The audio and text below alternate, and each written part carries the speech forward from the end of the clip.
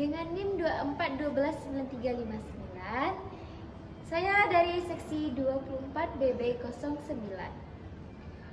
Pada video kali ini, saya akan mempraktekkan keterampilan berbicara dan menyimak untuk memenuhi tugas mata kuliah keterampilan berbahasa Indonesia dengan dosen pengampu Bapak Dr. Adrias SPD MPD. Bagaimana videonya? Silakan menyaksikan.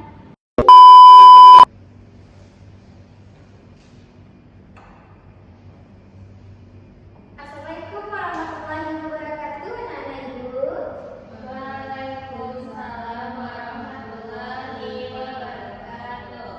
Selamat pagi anak-anak ibu semua. Pagi, Bu. Apa kabar anak-anak ibu? Baik, Bu. Sudah sarapan anak-anak ibu semuanya? Sudah, Bu. Yang baguslah. Baiklah, sebelum pembelajaran kita hari ini dimulai, lebih baiknya kita berdoa terlebih dahulu. Silakan kita kelas ikuti doanya.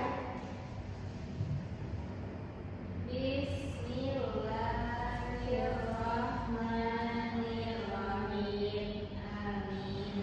Baik, terima kasih. Selanjutnya Ibu akan memeriksa kehadiran anak-anak Ibu ya.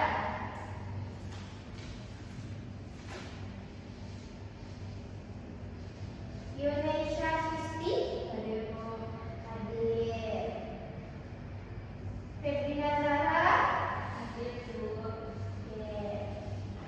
Berarti anak-anak Ibu semuanya hadirkan pada pertemuan kita hari ini. Hadir, Bu. Baik. Baiklah, selanjutnya Ibu akan memulai pembelajaran kita pada hari ini yang berjudul keterampilan berbicara dan menyimak. Sebelumnya Ibu akan menyampaikan tujuan pembelajaran, yaitu tujuan pembelajaran kita yang pertama agar siswa mampu berbicara dengan jelas dan intonasi yang tepat. Yang kedua, agar siswa mampu menceritakan kembali apa yang telah diceritakan. Dan yang terakhir, agar siswa mampu menyampaikan nilai moral dari cerita yang telah diceritakan. Baiklah, sebelumnya anak-anak ibu harus tahu dulu pengertian dari keterampilan berbicara. Keterampilan berbicara adalah kemampuan kita menyampaikan pesan dengan suara yang jelas dan percaya diri. Ingat ya artinya pengertiannya anak-anak ibu? Bagus. Baiklah, selanjutnya Ibu akan menceritakan cerita anak yang berjudul Si Kancil dan Petani. Coba anak-anak ibu dengarkan ya. Ibu bercerita dan saya tidak ada yang berbicara. Oke? Pada suatu hari ada seekor kancil yang sedang berjalan-jalan di tepi hutan. Ia merasa sangat lapar, tetapi ia tidak menemukan buah dan sayur apa yang bisa ia makan. Tiba-tiba, kancil pun melihat ada perkebunan timun milik seorang petani. Sang kancil pun berpikir, wah, mentimun itu terlihat sangat segar. Aku harus mencicipinya. Lalu, sang kancil pun masuk ke dalam kebun itu dengan berhati-hati.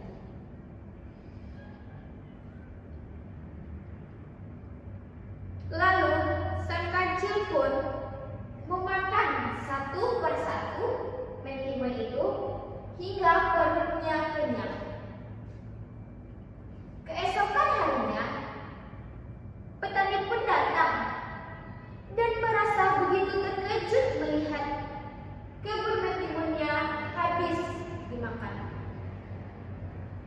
Ia pun memasang perangkap di kebun itu.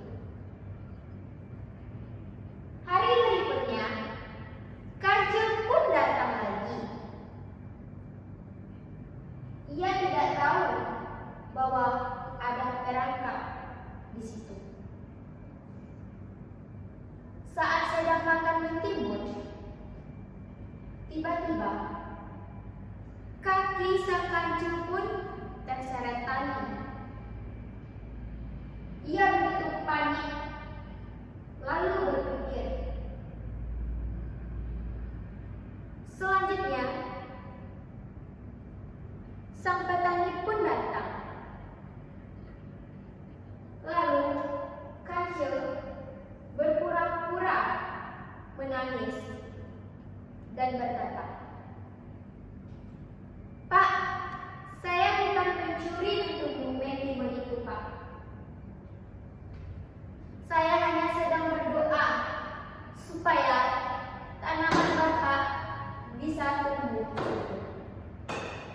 Sang petani pun hampir percaya, tetapi kemudian ia melihat ada bekas gigitan mentimun di situ. Dan petani pun berkata, "Dasar kancil nakal, beraninya kamu menipu saya." Lalu sang kancil pun berhasil melepaskan diri dan berlari dengan begitu kilangnya. Lalu ia menyesal dan berjanji tidak akan mengulang kesalahan ini. Nah, anak-anak ibu, jadi ceritanya mungkin sampai di situ cerita tentang si kancil dan petani. Coba anak-anak ibu, sekarang ibu akan meminta anak-anak ibu untuk menceritakan kembali apa yang telah ibu sampaikan. Coba angkat tangan siapa yang bisa bercerita kembali? Ya, kepada anak ibu Indonesia, silakan Ananda ceritakan kembali atau Ananda simpulkan apa yang telah ibu sampaikan. Suatu hari di tepi hutan ada seekor kancil yang sedang kelaparan. Dia sedang melihat kebun seorang petani, lalu memakannya. Sang petani pun terkejut dan memasang perangkap di kebun itu, dan tertangkaplah si kancil. Tetapi si kancil berhasil terlepas dari perangkap dan menyesali perbuatannya. Wah, bagus. Cara bicara Indonesia begitu jelas dan tepat. Berikan tepuk tangan untuk Indonesia, teman-teman. Nah, bagus. Baiklah, selanjutnya siapa lagi anak-anak ibu yang bisa menceritakan kembali apa yang telah ibu sampaikan? Ya, daripada Marina, silakan. Dari yang diceritakan tadi dapat saya tangkap bahwa di hutan ada kancil yang sedang kelaparan dan melihat ada kebun mentimun dan mencurinya. Datang sang petani dan tertangkaplah kancil, tetapi ia berhasil kabur. Lalu kancil berjanji tidak akan mengulangnya lagi. Wah, bagus. Cara bicara Febrina begitu jelas dan tepat ya. Baiklah, kasih tepuk tangan yang meriah untuk kita semua. Ya, bagus. Baiklah, jadi pesan moral yang dapat kita ambil dari cerita tersebut yaitu kita jangan mengambil milik orang lain dan jangan menipu. Anak-anak ibu, kita harus belajar untuk berbicara dan berkata jujur. Baik, apakah anak-anak ibu bisa memahami apa yang telah ibu sampaikan? Bisa, Bu. Bagus. Baiklah, mungkin hanya sampai di situ pembelajaran kita pada hari ini.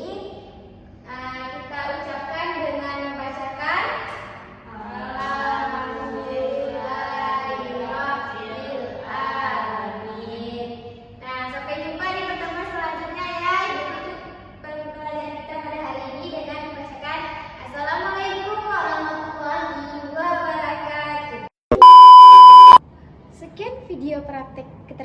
berbicara dari saya. Kalau ada kata-kata yang salah, saya mohon maaf dan saya tutup dengan membacakan Assalamualaikum warahmatullahi wabarakatuh.